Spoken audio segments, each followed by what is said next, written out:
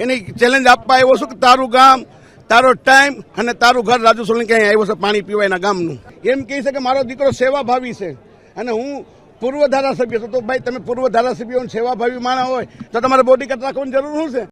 નમસ્કાર મિત્રો, હમણાં મહત્વપૂર્ણ સમાચાર પ્રાપ્ત થઈ રહ્યા છે ગોંડલથી. તમે પણ જોતા હશો કે ગોંડલની અંદર ગણેશ ગોંડલને લઈને મોટા સમાચાર, મહત્વપૂર્ણ હાલ સમાચાર થઈ રહ્યા છે કે રાજ સોલંકી ખુલ્લેઆમ મિત્રો ધમકી આપી સોશિયલ મીડિયાના માધ્યમથી ચેલેન્જ પણ આપવામાં આવી હતી કે જ્યાંથી તારામાં તાકાત હોય તો બોડીગાર્ડ વિના તું ગોંડલની બજારમાં ફરી બતાવવાની હું તારા બધા કેસો પણ માફ કરી રહ્યું છે એવા સોશિયલ મીડિયાના માધ્યમથી ગણેશ ગોંડલના પિતા મેહપતસિંહ જાડેજાને એક મિત્રો ખુલ્લેઆમ ચેલેન્જ આપવામાં આવી હતી અને દલિત સમાજ દ્વારા પણ મિત્રો એક બાઇકની રેલી અને મિત્રો ગોંડલને બંધનું એલાર્મ પણ આપવામાં આવ્યું હતું, જેથી લઈને દલિત સમાજના મિત્રો મોટું માથું તરીકે ઓળખાતા એવા રાજેશ સોલંકી પ્રમુખ તરીકે મિત્રો જાણવામાં આવે છે. ત્યારે ગણેશ ગોંડલ અને તેમના પિતા ધારાસભ્ય હોવાનું પણ મિત્રો જાણવા મળ્યું હતું. હાલ સોશિયલ મીડિયાના માધ્યમથી ઘણા લોકો પણ વિડીયો મિત્રો વાયરલ પણ થતા હોય છે.